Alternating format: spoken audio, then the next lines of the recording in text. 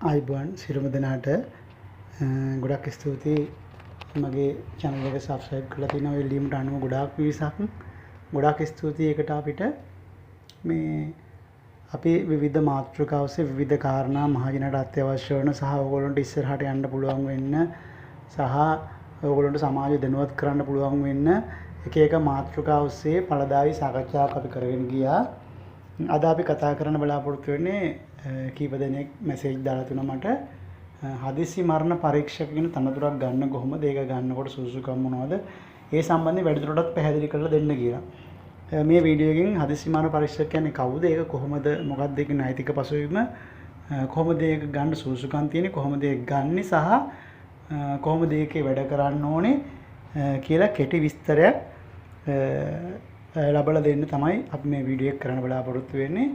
මේ තොරතුරු සම්පූර්ණ නීත්‍යානුකූල තොරතුරු අධිකරණ අමාත්‍යාංශයෙන් නිකුත් කරපු උපදේශ මාලා ඒවානුකූලව නීත්‍යානුකූල උපදේශ මේ කියන්නේ දැනුවත් කරන්නේ අපේ channel එක හොඳයි කියලා හිතනවා ඕගොල්ලෝ අපේ යම්කිසි දැනුමක් යම්කිසි දෙයක් ගන්න දෙයක් තියෙනවා මේ channel එකෙන් කියලා හිතනවා නම් අපේ channel එක subscribe කරලා අපිට සහයෝගයක් ලබා දෙන්න මේ කටයුතු තවදුරටත් ඉදිරියට ගෙනගෙන යන්න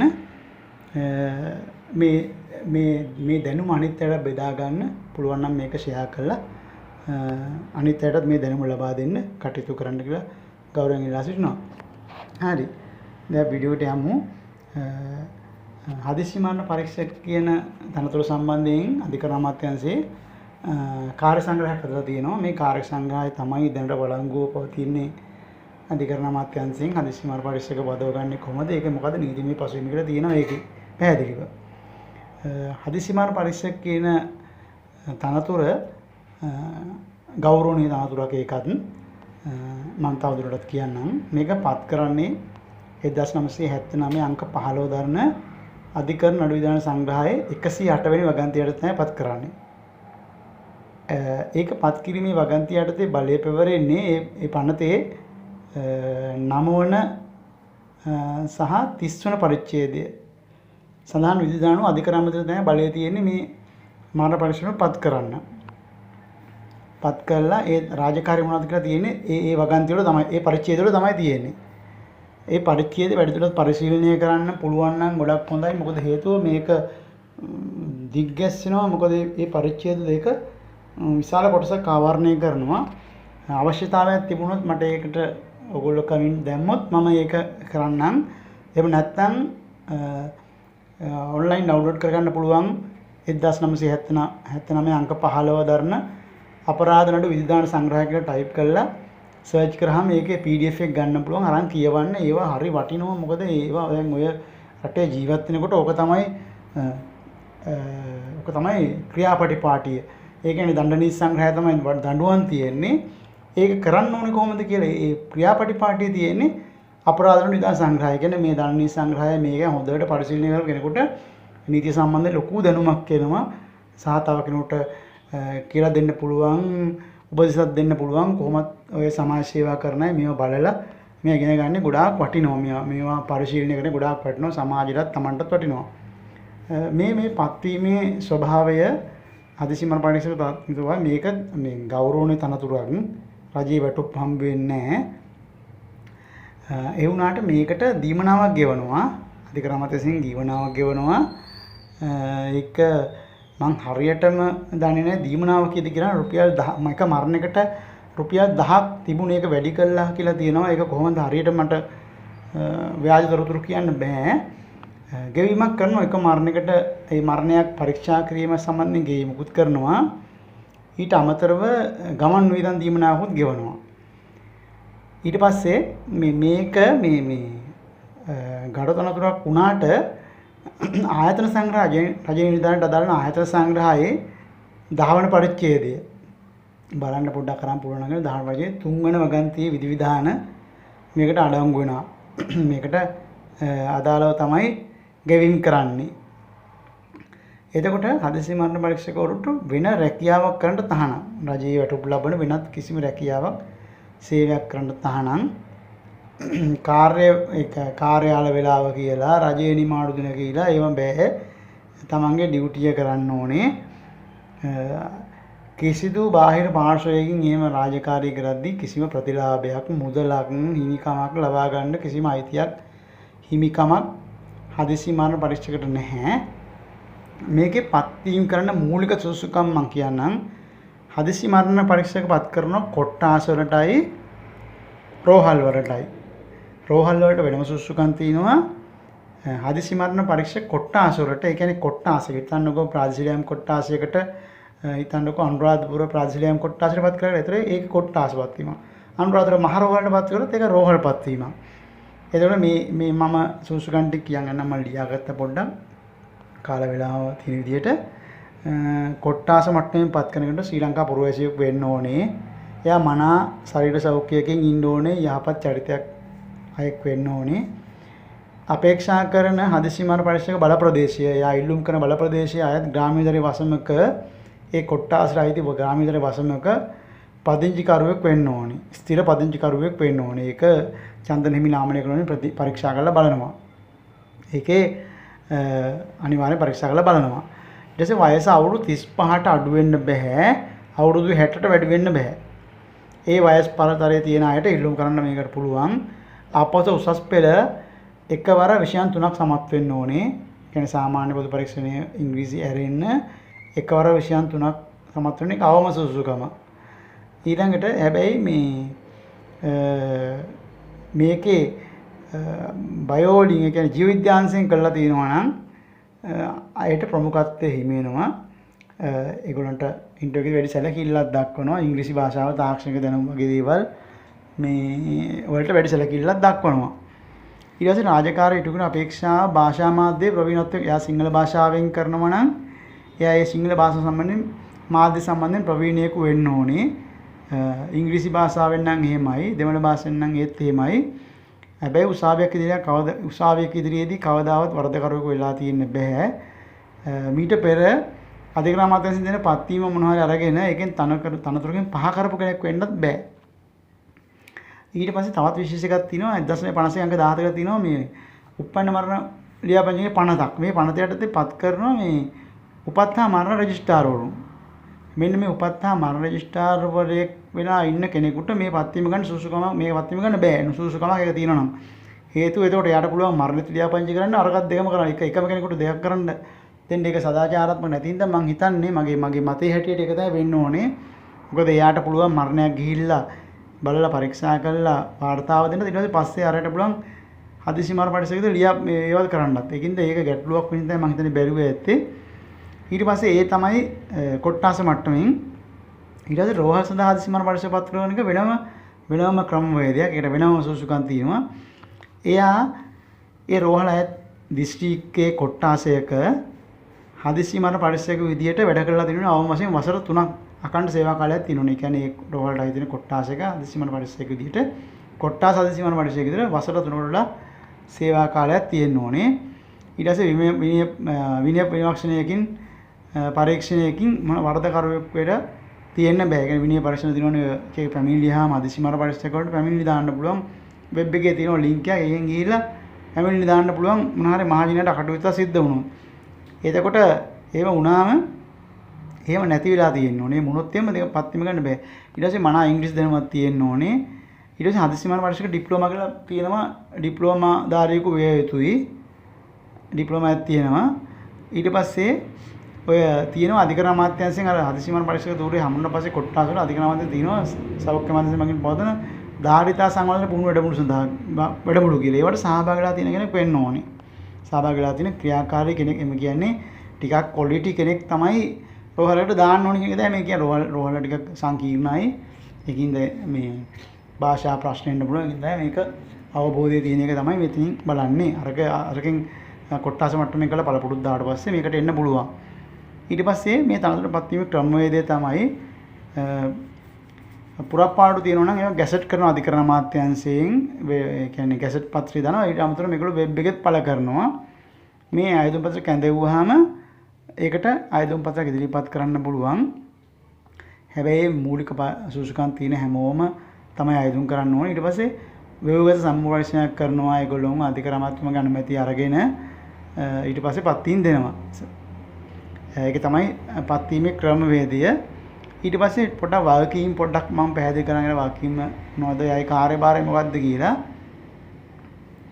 ඊට පස්සේ මේක කරන්නේ මහජනයාට සේව පිණිස කඩිනමින් මරණ පරීක්ෂණයක් කළා ඒගොල්ලන්ට ඒ ඥාතීන්ට මුරුස සල්තේ බාර දෙන්න ඉක්මනින් කඩිනමින් බාර දෙන්න තමයි මේගොල්ලෝ පත් කරන්නේ. ඒ අය එහෙම කරයි කියලා බලාපොරොත්තු තමයි එහෙම බලාපොරොත්තු අධිකරණ අමාත්‍යාංශයේ ඉන්නේ. මේක මේ අලස වෙන්නේ නැතුව සාධාරණ අපක්ෂපාතීව ඊට හොඳ පරීක්ෂණයක් කළා මේ නිර්දේශ මෙයා බාර දෙන අධිකරණයට මහේස්ත්‍රාත් අධිකරණයට පළාතේ අධිකරණයට වාර්තා කරන අධිසීමාන පරිශ්‍රම පැඳිලා ඉන්නවා අධිකරණයට බාර දෙන්නේවත්. එයා මං දැනුවත්ව මාසෙකට පාරක් ගිහිල්ලා ඒ මාසෙ ටික මහේස්ත්‍රාත් අධිකරණයට බාර දෙන්න ඕනේ. ඊට පස්සේ අධිසීමාන පරිශ්‍රක මේ ඔය මරණ පරීක්ෂණ සම්බන්ධයෙන් තොරතුරු වාර්තා කර විමර්ශනය කිරීම සම්බන්ධයෙන් නීති රීතියෙන් හොඳ දැනුමක් පුරුදු අවබෝධයක් තියාගෙන ඉන්න ඕනේ. නැත්නම් ඒ වැඩේ කරන්න බෑ. මොකද මිනිස්සු ආවට පස්සේ වැඩේ කරන්න දන්නේ නැත්නම් එහෙම ප්‍රශ්නයක් ඇති වෙනවා. ඊට පස්සේ ලොකු රාජකාරියට ගැටලුත් ඇති වෙනවා. මිනිසුන්ට ප්‍රශ්න ඇති වෙනවා. ඒකින්ද පොත කියවලා අවබෝධ කරගෙන මම අර කිව්වා වගේ 50ත් එහෙම කියවලා අවබෝධ කරගෙන තියෙන කෙනෙක් වුණොත් ගොඩක් ලේසි වැඩේ කරන් යන්න. ඊට පස්සේ මේ එයාට මේ පත්වීම් ලිපිය ඒ රාජකාරියේ පත්වීම් ලිපිය තියෙන්න ඕනේ හැඳුනුම්පතක් තියෙන්න ඕනේ ඒ වෙලාවේ ඩියුටි කරන වෙලාවට එයාට ඒකේ කාල සීමාව බලන්න නැත්නම් එයා කරන පරීක්ෂණය වළංගු නැති වෙන හින්දා තමයි කියන්නේ එයාගේ පත්වීම් ලිපියේ කාලය ඉක්මනවා තියෙන මේ පරීක්ෂණයට යද්දි කාලය ඉක්මනවා තියෙනවා නම් වැඩ කෙරුළු ලවල ඒ කරවන්න ඕනේ මොකද නැත්නම් ගැටලුවක් වෙනවා එයාගේ පත්වීම් ලිපියේ කාලය නිර හැඳුනුම්පත තියෙන්නත් ඕනේ ඊට පස්සේ මේ හැමෝටම ඒගොල්ලන්ට අනුක්‍රමික අංකයක් දෙනවා ඒක ඒ අංකය හැම එකටම ඒ අංකේ භාවිත කරන නිල මුද්‍රාවේ හැම ඒගොල්ලෝ කරන කෙලින්ම හැම තැනම රාජකාරී කරනකොට ඒ අනුක්‍රමික අංකය තියෙන්න ඕනේ ඒ ડોකියුමන්ට් එළිය වීඩියෝ වල ඊට පස්සේ මේ කොහොම හරි පත්වීම් කාලයේ හදිසියේ මේ කියන්නේ පත්වීම් කාලේ ගිරලා කිව්වා වගේ පෙර කිව්වා වගේම පත්වීම් කාලේ ගිහිලා ඉක්මනලා තිබුණොත් එහෙම පත්වීම් අලුත් කරලා නැත්නම් මේ කිසිම හේතුවකටත් ඒ පරීක්ෂණ වලට සහභාගී වෙන්න හොඳ නැහැ. ඒතර ඒ වුණත් මේ මහජනතාව අපහසුතාවට පත් වෙන මොකද හේතුව ඒව බලංගු නැති වෙනවා ඊට පස්සේ. මේ ඒකින්ද වගකීමෙන් ඒ වාක්‍යම නැත්තම් බොරුවට ගිහිල්ලා මේ ලොක්කමට කරන්නේ නැතුව සද්ද නැතුව ඒ වැඩේ එක්ක පත්වීම දීර්ඝ කර ගන්න ඕනේ. මොකද ඒක කාලේ ඉක්මවල නම් එහෙම නැත්තම් එයාගේ වයස ගිහිල්ලා නම් ඒකට එහෙමනම් අවුරුදු මාසෙන් ඒ පත්වීම අවසන් වෙන්න මාස 3කට කලින් ලිඛිත ඉල්ලීමක් අමාත්‍යාංශ ලේකම්වරයාට කළා ඒක පත්වීම දීර්ඝ කර ගන්න ඕනේ. එහෙම නැත්නම් ගැටලුවක් වෙනවා. ඊට පස්සේ මේ හදිසි මරණ පරීක්ෂක නීති අනුකූල හේතු නැතුව බොරුවට මේ මෘත ශරීරයේ බොරුවට කාලය කාදමදම මේ මිනිස්සුන්ට බාර දෙන එක, ඒ කියන්නේ ඥාතීන්ට බාර දෙන එක ප්‍රමාද කරන්න බෑ. ඊළඟට ඔය එක එක ආගමික අය ඉන්නවා මුස්ලිම් ආගම අනුකූලව මුස්ලිම් ශරීරයෙන් පැය 20ක් ඇතුළත ඒගොල්ලන්ට භූමි දානය කරන්න ඕනේ. ඒකද ඒවා ඒගොල්ලන්ට බාර දෙන්න ඕනේ. අනිත්‍යටත් කඩිනමින් මේ තමන්ගේ අවසන් කටයුතු කරන්න බාර දෙන්න ඕනේ. මේ අනවශ්‍යව නැතුව නීත්‍යානුකූල මේව ඒක ඉස්සරහට ගියට කරන්න දෙයක් නැහැ. ඒ ගැටලුවක් තියෙනවනම්. එහෙම නැත්නම් ඉක්මනින් මුළු ශරීරේ බාර දෙන්න ඕනේ.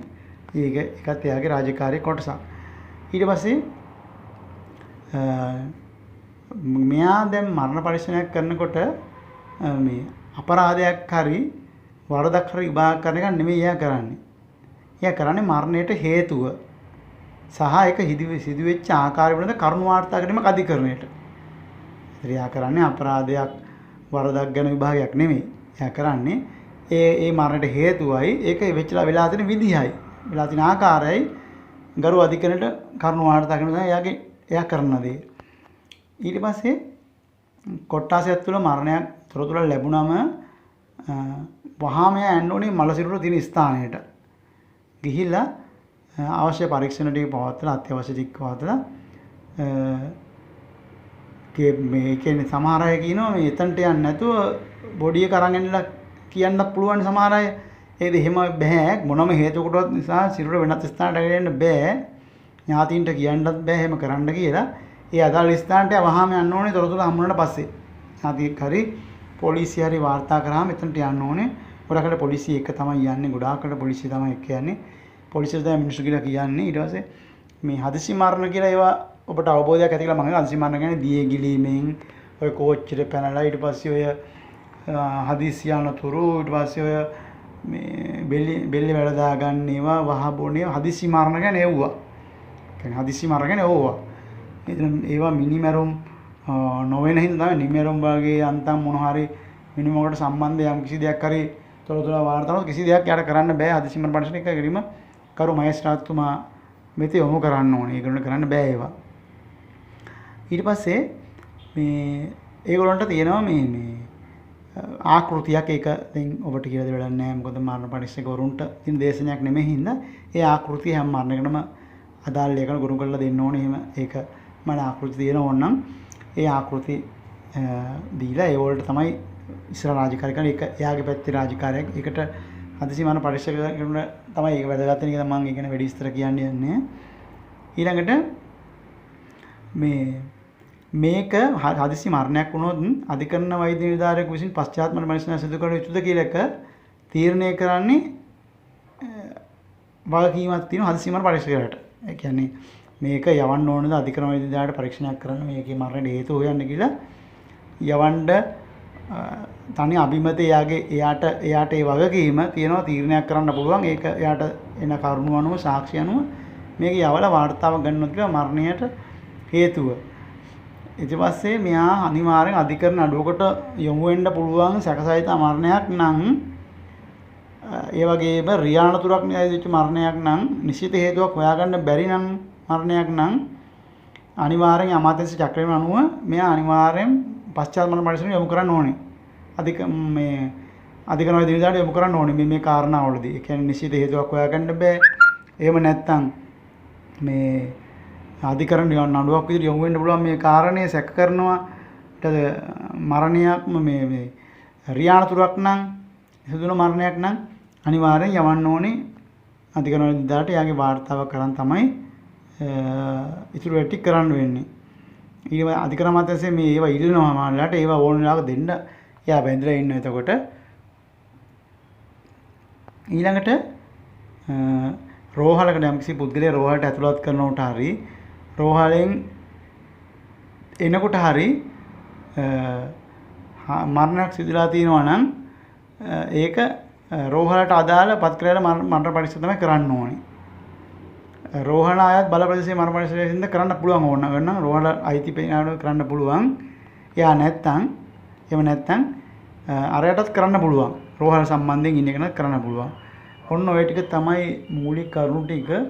ඉතුරු තරුණ කරුණු මම ලියාගත්තා. ඒවයි ඔයගොල්ලෝ ඒ කියන්නේ ඒවා හදිසි මරණ පරීක්ෂණ මේ තනතුර ගත්තට පස්සේ මේ දැනුම් දෙන්න ඕන කාරණා ඒවා මම හිතනවා අදාළ වෙන්නේ නැහැ. මම හදිසි මරණ පරීක්ෂකවරුන්ට කරන දේශනයක් වගේ දෙයකදී තමයි ඔය කියන්නේ. ඒවා කියන එක තේරුමක් නැති හින්දා මම ඒ ගැන කියන්නේ ඔය මේ මාතෘ මරණ සම්බන්ධනුත් තියෙනවා එක එක චක්‍රයක නිකුත් කළා. ඒවා කරන්න ඕනේ අදාළ විදියට. ඊළඟට මේ හැම මරණයක මම ඉස්සෙල්ලා කිව්වා වගේ මම සඳහන් කරා වගේ අවසන් කරව වහාම මහේස්ත්‍රාත්වරයාට කරු මහේස්ත්‍රාත්තුමා වෙත මේක යොමු කරන්න ඕනේ වාර්තා ඉදිරිපත් කරන්න ඉක්මනින්ම. ඊට පස්සේ මේගොල්ලන්ට ඔය උපදෙස් දෙනවා. ඒවා සියල්ලම අවශ්‍ය උපදෙස් වලට අනුව තමයි වැඩ කරන්න ඕනේ. ඊට පස්සේ විනය බලධාරී අධිකරණ ලේකම්වරයා මෙයාගේ එයා කියන විදිහට වැඩ කරන්න ඕනේ. විනය හේතු මත විමර්ශනයකට මාන හේතු මත එයා සේවය අවසන් කරන්න පුළුවන්.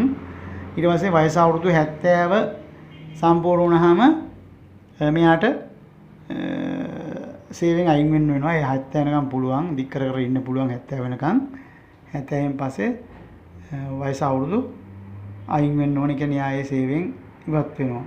ඊළඟට ඊට අමතරව ඉවත් වෙනවා මේ ඔය රජයේ රැකියාව මොනවාට හම්බෙලා ව්‍යවස්ථාක මණ්ඩලයක මොනවාට පත්වීමක් වුණොත් ඒව පාර්ලිමේන්තු මන්ත්‍රීවරයෙක් ඒ වුණොත් ඒත් සේවය අවසන් කරන ඉවරයි. ඔක්කොම ඒක කරන්නත් බෑ. විනය හේතු මත 70 සම්පූර්ණ වීම අර වගේ තනතුරක් ලැබි. මේ තුනෙන් එකක් වුණොත් අනිවාර්යෙන් එයා ඒ තනතුරෙන් අවසන් වෙනවා. ඊට පස්සේ ගොඩක් වෙලාට මේ හදිසි මරණ බල ප්‍රදේශයේ වෙන්නේ ප්‍රාජිලියම් කොට්ටාසේ දැන් ඉස්සර නම් තිබුණා ඔය නාගරික කොට්ටාසේ කීවට තිබුණා. දැන් මම දැනුවත්ව ප්‍රාජිලියම් බල ප්‍රදේශයකට තමයි දාන්නේ. ඊළඟට රෝහල් වලට දානවා. ඒවා ගැසට් කරනවා. ගැසට් නොකරත් කෙනෙකුට මේ ආයුධ පත්‍රයක් ඉදිරිපත් කිරීමේ ගැටලුවක් නැහැ. හැබැයි ඉතින් ඒවා කවදා හරි ඉන්ටර්වයුව කරන දවස් තමයි ඉන්ටර්වයුව එකට එන්නේ. එහෙම දාපුවට ඇවිල්ලා තිනවා. කියන්නේ ආයුධ පත්‍රය නිකන් යොමු කරලා තියලා පස්සේ එහෙම කෝල් කරාම ඒගොල්ලන්ට එන්න කියනවා. ඒගොල්ලෝ විරස දැම්ම කියලා නැහැ. එන්න කියනවා. ඔන්න ඔය කාරණා ටික තමයි දැනුවත් කරන්න තියෙන්නේ. මේගොල්ලෝ නිල ඇඳුමක් ඒකත් ඔබතුමාලට අදාළ වෙන්නේ නැහැ. ඒකට මම නිකන් කියන්නම් කාන්තාවක් නම් සරිය හරි සාරිය අඳින්න ඕනේ. ඔය යුරෝපියන් ඇඳුම අඳිනවනම් ටයි එක දාලා ලස්සනට කලිසම කමිසය අඳින්න ඕනේ. නැත්නම් අපි ජාතික ඇඳුම අඳින්නත් පුළුවන් වැඩ රාජකාරී කරනකොට. එතකොට මේ කරුණු ටික ඔළුවට ගත්තම ඔබට ඕන ඉල්ලන්න පුළුවන් 35 64 කියන ඉල්ලන්න නම් 60න් පස්සේ 70 යනකම් දින දීර්ඝ කරන් මාස 3කට ඉස්සලා දීර්ඝ කරන් ඉල්ලීමක් කළා දික් කරන් ඉන්න පුළුවන්. මේක හොන් තනතුරක් දිකන තනතුරක් හොන් තනතුරක්. එයාට අර්ධමය හැකියාවක් තියෙන ඕන කෙනෙක් ගෙන්නන්න එතනට එයාට පුළුවන් ඕන කෙනෙක් ගෙනලා ප්‍රකාශයට හංග කරගන්න. ඒ වගේ එයාට යම්කිසි බලයක් තියෙනවා. මොකද්ද එයාගේ වැඩේ කරන එක. සාමිෂකයට වඩා එහා ගිය බලයක් අධිසීමන වලට තියෙනවා. ගෞරවනීය තනතුරක්. ඒක තනතුරේ ගෞරවය රැගෙන ඒ රාජකාරී කරනවා. නැත්නම් එයා ඉවත් කරනවා. හොඳට ලස්සනට ඉන්න පුළුවන් තනතුරක් ඒකත් මම ඉස්සෙල්ලා කිව්වා වගේ. එහෙනම් මම ඒ සම්බන්ධයෙන් ඔන්න ඉල්ලීම් කරපු අයට ස්තුතියි ඉල්ලීම් කරාට ඔන්න මම මගේ රාජකාරිය මගේ ඩියුටිය මගේ ඉල්ලීම මම ඔයගොල්ලෝ ඉල්ලීම මම ඉෂ්ට කරා. මේ වහල දැනුවත් වෙන්න මේ අපි දන්න කරුණු ඉඳලා දැනුවත් කරන්නේ අපේ දැනුම තව කෙනෙකුට ලැබෙන්න ඕනේ ඉඳලා. නැතුව ඇත්තටම මම සබ්ස්ක්‍රයිබ් කරන්න කිව්වට මේ ඒ බලාපොරොත්තුවෙන් මේවා කරනව නෙමෙයි. මොනද අපි දන්න දැනුම අපි මෙල්ල ගියාම අපිත් එක්කම මේ මැරලා යනවා. ඒකින්ද අපි දන්න මොන හරි දෙයක් ඔය කියලා දෙනුනේ කාටද දන්නේ නැති කෙනෙකුට අපි දන්න මට්ටමින් කියලා දෙනවා. එහෙනම් ගොඩක් ස්තුතියි මේකට සවන් දුන්නට. කැමැති මේ වීඩියෝ මාලාව තව බලන්න තියෙනවා. ගොඩාක් ඒවා තියෙනවා සාමිනිසුරු ගොල්ලපත් වෙන්නේ කොහමද? එහම ගොඩාක් ධනතුරු සම්බන්ධයෙන් තියෙනවා. තව පොදු දේවල් අපිට දැනගන්න ඕන අත්‍යවශ්‍ය කරුණු සම්බන්ධ වීඩියෝ කීපයක් මම කරලා දිනවා. චුට්ටක් බලලා අවබෝධය ලබා ගන්න. ගොඩාක් වටිනවා ඕගොල්ලන්ට තව කෙනෙකුට කතා කරන්න කියලා දෙන්න. මේ තමන්ගේ දැනුමට හරි වටිනවා. තමන්ට පෞරුෂය හදාගන්න දැනුම ඕනේ. ඒ පෞරුෂය හදාගන්න දැනුම මට්ටමේ තමයි මම දීලා තින්නේ, හදලා තින්නේත් ඔක්කොම. ඒකින්ද මේවා හොඳයි කියලා හිතනවා නම් මේ ගමන අපි ඉස්සරහට යන්නේ හොඳයි කියලා හිතනවා නම් පුළුවන් නම් subscribe කරලා අපිට මේ සඳහා ප්‍රබෝධයක් ලබා දෙන්න පුළුවන් විදිහට කටයුතු කරන්න ඉල්ලා සිටිනවා. ඒ වගේම මේක අනිත්යට දැනගන්න, අනිත්යට ඉගෙන ගන්න අපි හැමෝම දැනුවත් වෙන්න ඕනේ. අපි තනියෙන් දැනුවත් වෙලා හරියන්නේ හැමෝම දැනගන්න ඕනේ. ඒක තමයි මේක හරියන්නේ. හැමෝම දැනුවත් වුණාම එයාටත් දැනුවත් වෙන්න පුළුවන් නම් මේක ෂෙයා කරගන්න. ගොඩාක් ස්තුතියි. එහෙනම් ඔබ සියලු දෙනාට සුබ දවසක්.